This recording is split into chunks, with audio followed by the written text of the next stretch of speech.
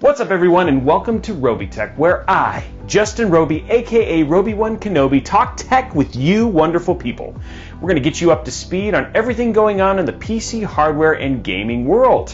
In today's episode, we've got AMD news, Steam making the jump into cloud gaming, super laptops, new games, and more.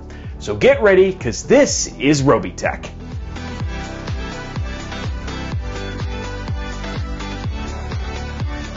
With the banger of the Ryzen 3950X on the horizon, AMD's Lisa Su has already confirmed that they will be announcing Ryzen 4000 mobile CPUs next year. What?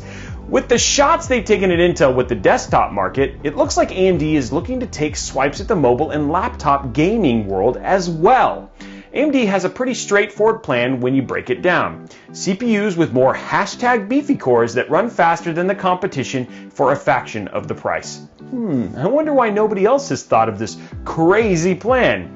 Now that's quite a recipe, and when you factor in the cost of mobile devices and laptops, could AMD be looking to lower the barrier of entry for the laptop and mobile arena? It certainly looks that way, since the Ryzen 4000 mobile CPUs will leverage the Zen 2 architecture and, according to Lisa, the Zen 3 architecture as well is on its way and then looking to come in 2020. This is looking to be an even bigger year for AMD. Now AMD is taking a full send, never lift approach to its tech release schedule, and I'm here for it, as long as the quality is there and the jump in technology is worth the price of entry. I mean, duh, of course. This is surprising, but thanks to some internet super sleuths, according to a partner site Code Update, SteamDB found that Steam partners will need to sign an addendum to their terms. Now, this is no weird surprise, but the interesting thing is these terms include the line Steam Cloud Gaming.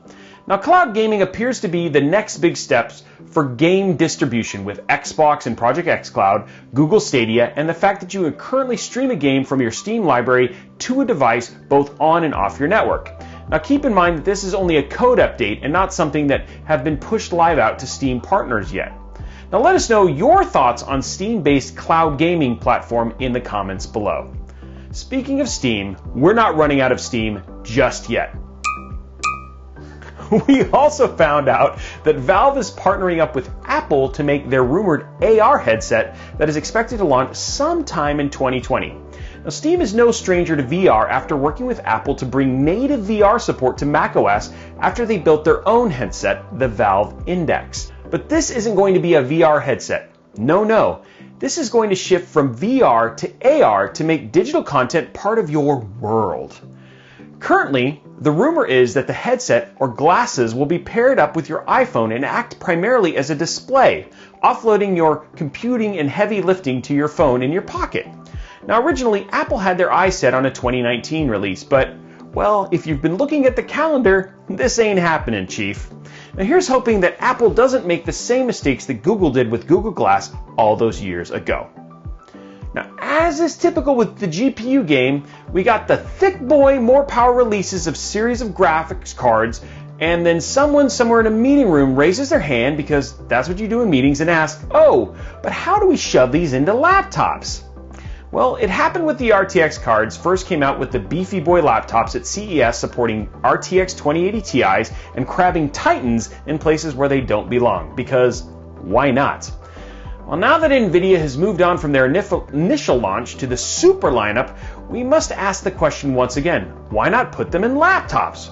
Well, according to Video Cards, the place that gets all the juicy deets before anyone else, it looks like the Max-Q lineup of laptops GPUs is going to get the addition of the GTX 1650 Super, the 1660 Super, and the RTX 2060, 2070, and 2080 Super.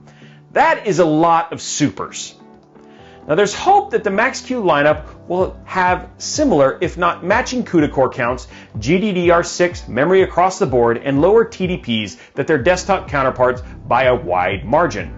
Hopefully this isn't actually going to be happening, because AMD has already laid out a roadmap to release the mobile versions of their Navi GPUs with the RX 5700M, the 5500M, and the 5300M coming soon. PowerColor has been around for a hot minute when it comes to their partnership with AMD in making dope GPUs.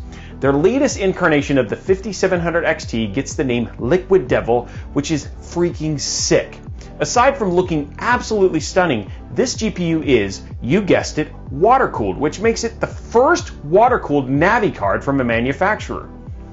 Now, PowerColor has teamed up once again with EK for the water block and uses nickel-plated copper for the base, giving the Liquid Devil better thermal transfer. Now, the impressive stat for the performance is that the clock speed is claimed to be 2070 megahertz. That's an almost 18% better than the stock card, which is crazy. Now, claim is one thing, but real life is another. How are you going to know if you are getting a card that will actually be faster? Well, PowerColor is carefully selecting the best 5700 XTs that have been binned for lower temps and higher performance to throw their water blocks on and turn up the juice. But cooling and water aren't the only thing that makes this card stand out. It's also getting a new 12-layer PCB design with 10-phase VRMs and a bunch of other cool techie sciencey stuff. Who's excited? Are you excited, Brian? You love techie cool sciencey stuff. The main point is you will theoretically be able to push 300 watts of power through the card without making it sweat. I don't know. Number one, you don't want to put anything that makes any card sweat, because sweat is bad for electronics, just saying. Now, it's also going to come with an optional quiet mode for you sneak out of bed to play Star Wars Jedi Fallen Order types and want to keep things on the DL so your parents don't wake up and ground you from video games. Bring that Or your wives, like my wife. I love you, babe, but please stop grounding me from video games. She doesn't watch this. That's true. She doesn't watch this. Let's just be honest. Now, the PowerColor RX 5700 XT Liquid Devil is going to be available the week of November 25th and priced for around $600. That would look sick in that McLaren build we did. I'm just saying. Now, mostly due to the fact that we've recently seen the release of some heavy hitters like Star Wars Jedi Fallen Order, Call of Duty Modern Warfare, and The Outer Worlds, this week's releases have been pretty quiet. But we do have a few games that you should check out.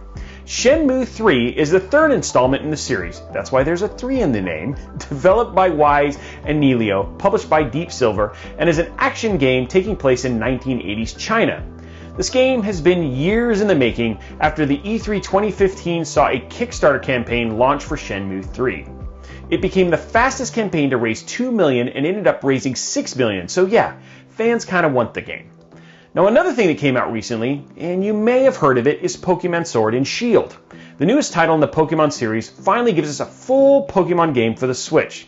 Now, Sword and Shield takes place in the Galar region that is more modern than Pokemon games past and was inspired by Great Britain. We've got a larger open world area with Pokemon roaming around and the countryside and also chasing you down, which is a fascinating surprise.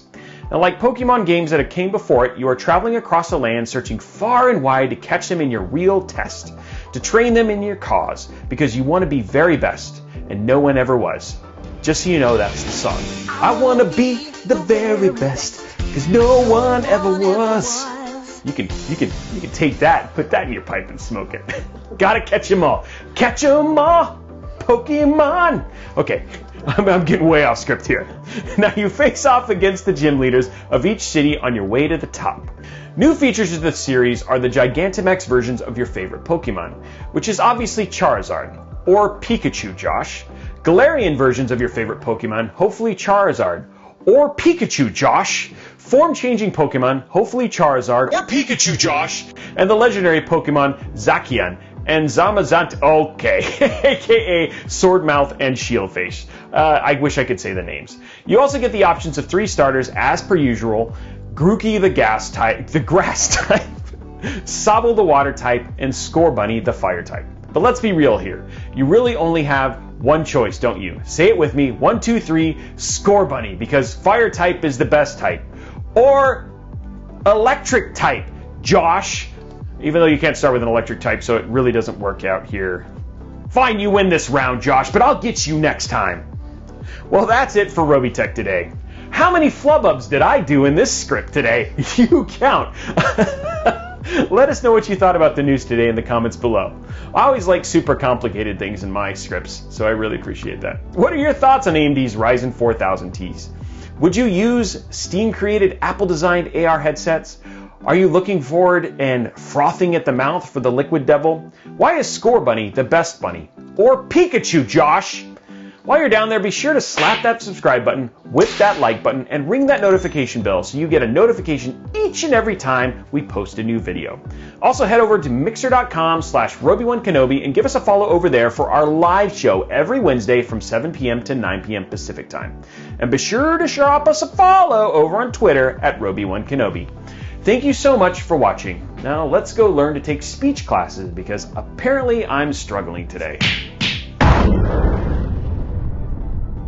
#BeefyCores.